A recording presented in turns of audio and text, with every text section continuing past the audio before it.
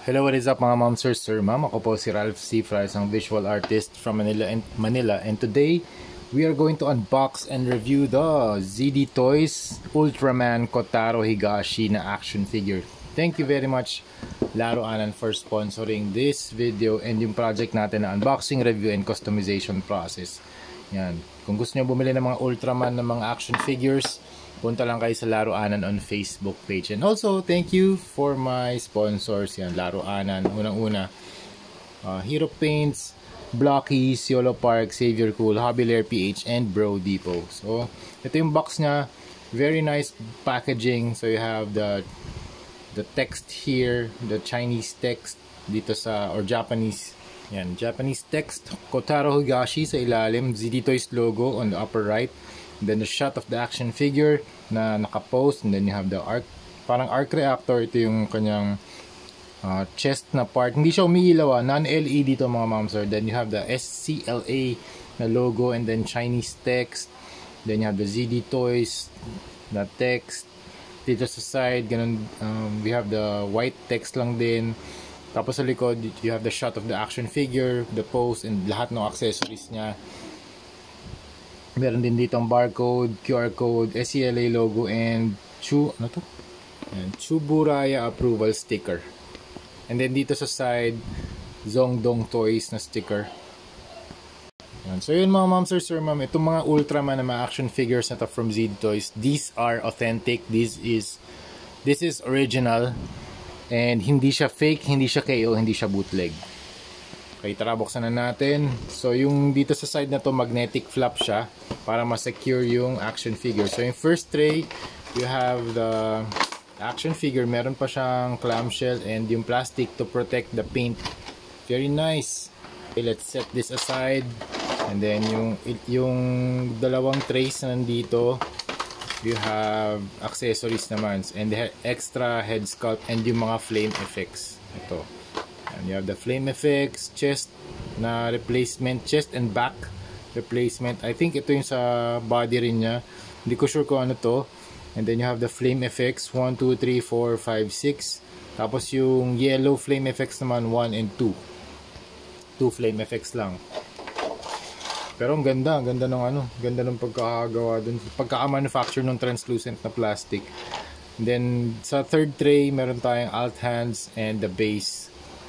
Tapos meron ding pole para mahawakan natin si Ultraman kung gusto niyo magkaroon ng mga dynamic poses. Yan, spring loaded naman yung kanyang pole para mahawakan natin. Mas secure yung action figure if you want to pose them with dynamic na mga display options. Okay, shake test muna mga ma'am sir. Wala namang loose na joints. Very stable build. And size comparison muna tayo mga ma'am sir. This is around 7 inches tall. Tapos yung scale niya 1/10 scale. Okay, so size comparison agad tayo. So ito Blockies. Yung Blockies around 4 inches tall. Tapos ayan, Funko Pops. Funko Pop. Tapos meron tayong Marvel Legends. Yung Marvel Legends 1/12 scale. Ayan. Side by side, okay, mas maliit siya. And then si ZD Toys na Iron Man, ito 7 inches din to eh. Ano, magkasing height lang sila. Okay? Tapos we also have McFarlane Toys na Batman Dark Detective. Magkasing height lang din, 7 inches din to or 1/10 scale. Alright, first things first, yung paint application, super nice. Ang ganda ng red na paint na ginagamit nila. I think pareho yung technology na ginagamit nila dito sa mga Iron Man na action figures na pinoproduce nila. So ito talaga yung gusto ko sa ZD Toys, yung paint job nila, superb, grabe. Ganda ng pagka metallic ng red, pagka candy red. And combination to ng silver and yellow, tapos meron ding blue. Hindi nga lang to LED version. So sana maglabas sila ng mga LED versions para pwede natin pailawin yung head or yung eyes pala, and then yung chest kasi nagawa na rin naman nila sa sa mga Iron Man na action figures. Tapos meron lang din one button dito to press. Pag pinress natin, iilaw na siya.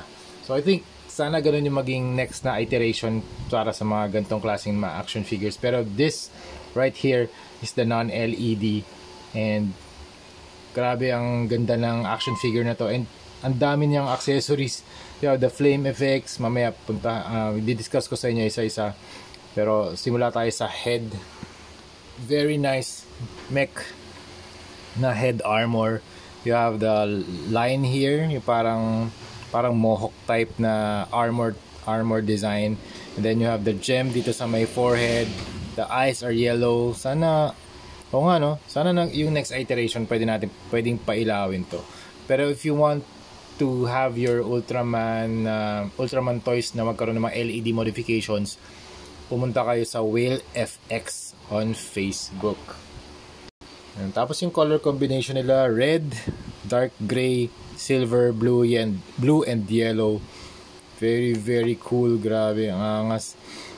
Tapos ito naman yung likod ng kanyang head armor. May mga vents, may mga exhaust. Meron ding yellow paints sa back of the head.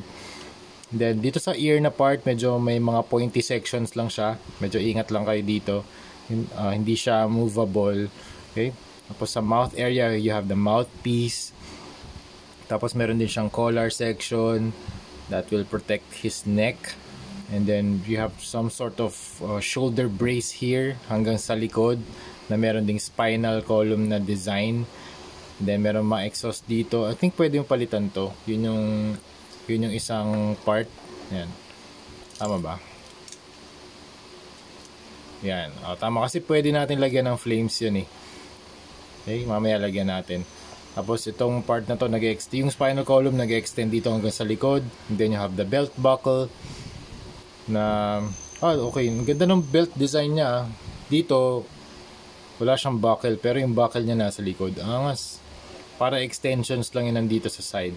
And then you have the arms, yung may shoulder armor can extend.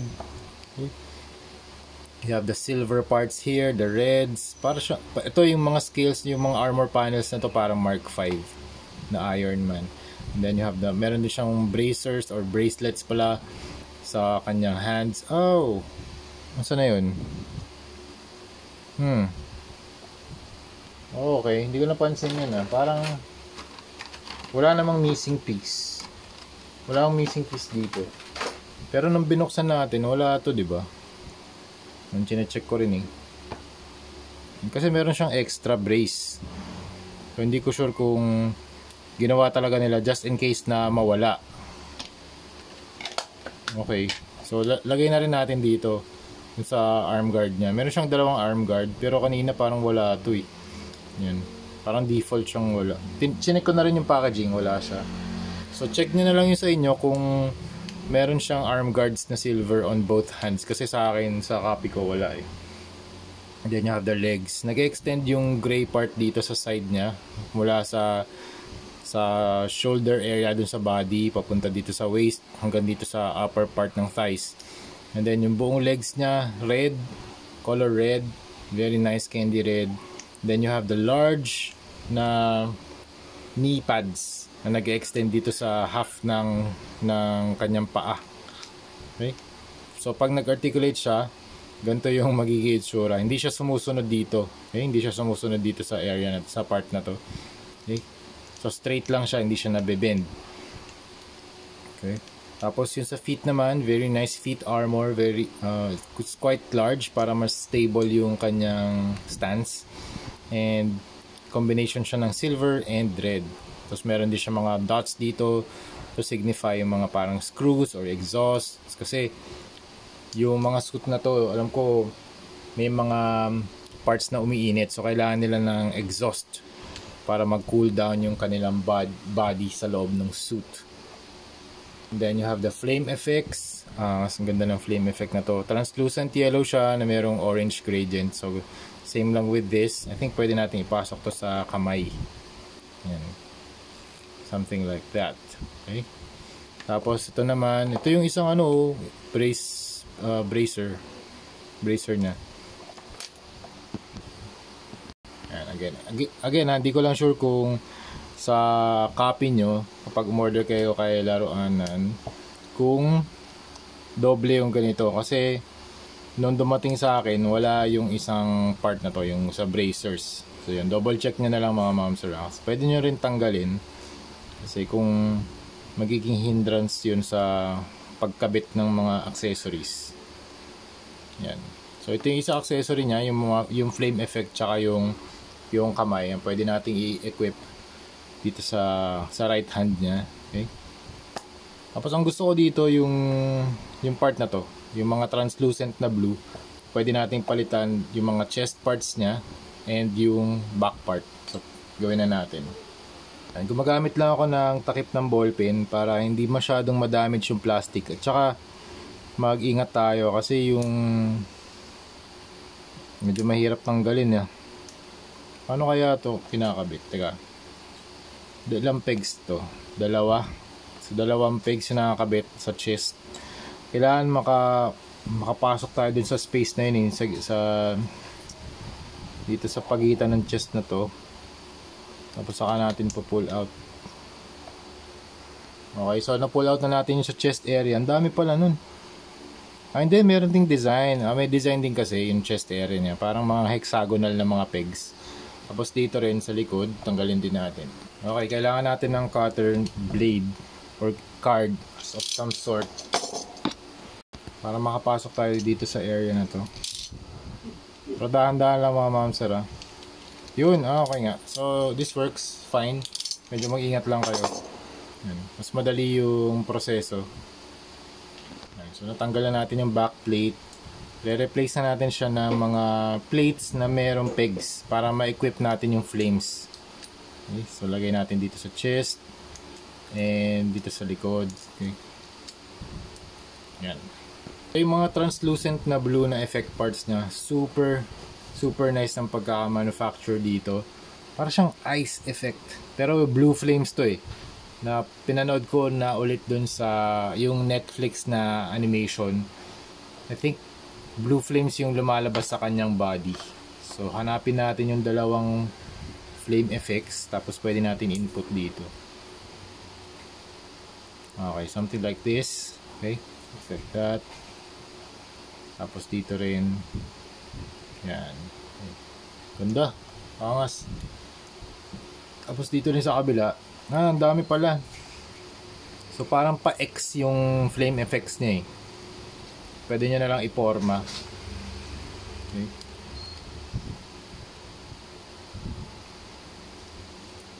Okay, something like this. And yung last part, something like that.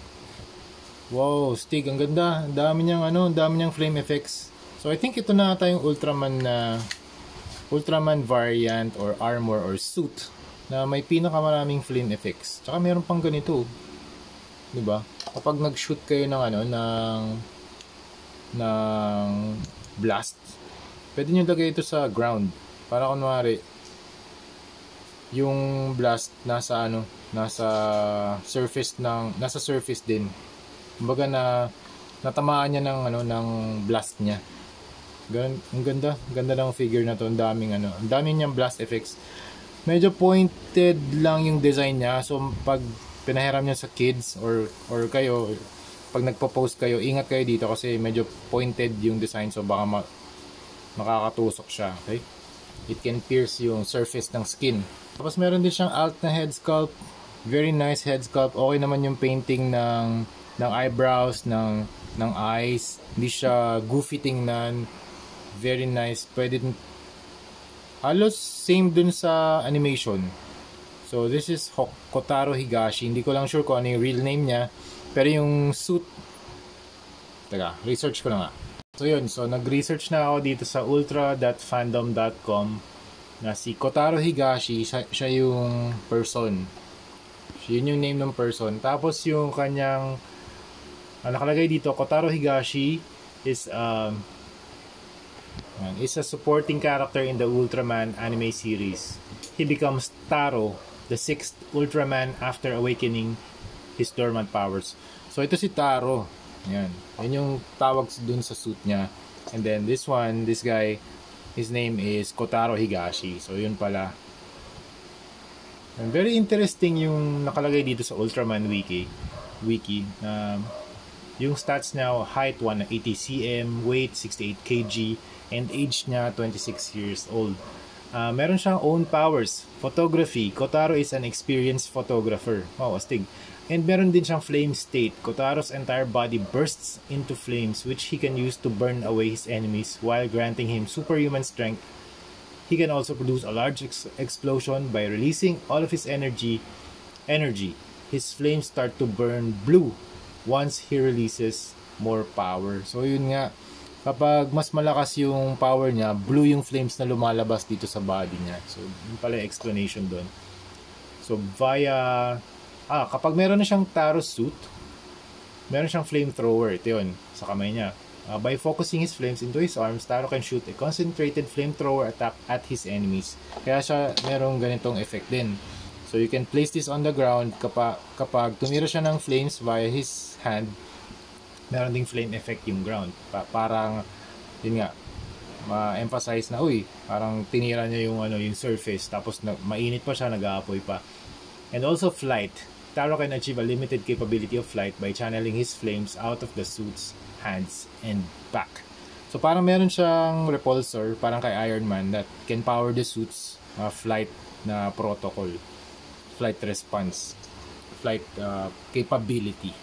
Sobrang astig siguro nun kapag nakompleto natin yung Ultraman na anime series na 6. I think pero ng 6 na action figures released based dun sa Netflix na show.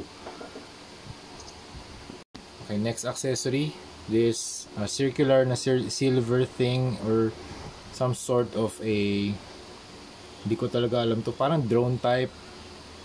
Hindi ko sure kung ano yung kung saan based ito, pero parang letter Y siya, tapos meron bilog sa gitna na black, and then you have the 3 dots dun sa magkabilang ends, so 1, 2, 3, and then ganun din sa kabilang side. And then you have the hexagonal base, yung kanilang mga regular bases. Dito naman sa Ultraman na design, meron kang Ultraman anime version na text, and then you have the, I think this is the text logo, then the variant. Then meron lang mga armor panel design dito na similar dun sa armor ni Kotaro Higashi. That's it mga ma'am sir. Yun, teka, palitan muna natin itong head sculpt niya. Okay? Ay, articulation pa pala. Teka lang palitan muna natin to. Okay? Ooh, very nice. Astig. So that's it. Yun yung kanyang unmasked na head sculpt. So, articulation, up, down, left and right 360. Tapos yung mga flames pwede nyo iikot. Tanggalin ko muna to kasi hindi, sige, pwede na. Pwede nyo i-extend yung kanyang torso. Tapos yung upper torso niya pwede nyo i-twist din, konting-konti lang. Yan. Tilt pwede rin. Tapos you can extend the arms for better articulation, 360 rotation. Tapos extend yung shoulder armor for better articulation or movement. Double jointed elbows, ball joint yung kamay. This one, di ko alam kung natatanggal to, pero definitely this bracers dito sa kanyang right arm natatanggal. Okay? Tapos yung kanyang waist can also extend for better tilt and articulation. Okay? Pero konting-konti lang talaga. Pero at least pwede natin i-extend. And then yung feet niya or yung legs niya can extend down para pwede siya mag-kick. So like ganyang kalayo. And then it can bend. Yung double jointed din yung kanyang knee para makapag-bend ng ganito. And then ball joint yung paa. Tama ba? O ball joint yung paa. Okay, nice. So that's it. Yun lang mga ma'am sir. Thank you again. Thank you very much Laro Anan for sending this for unboxing, review, and customization. Meron tayong next project. Thank you very much for sponsoring this video. Thank you very much sponsors. Laro Anan, Hero Paints, Blockies, Yolo Park, Savior, Cool Hobby there, and Bro Depot. Thank you very much Laro Anan. See you sa next video. Bye-bye.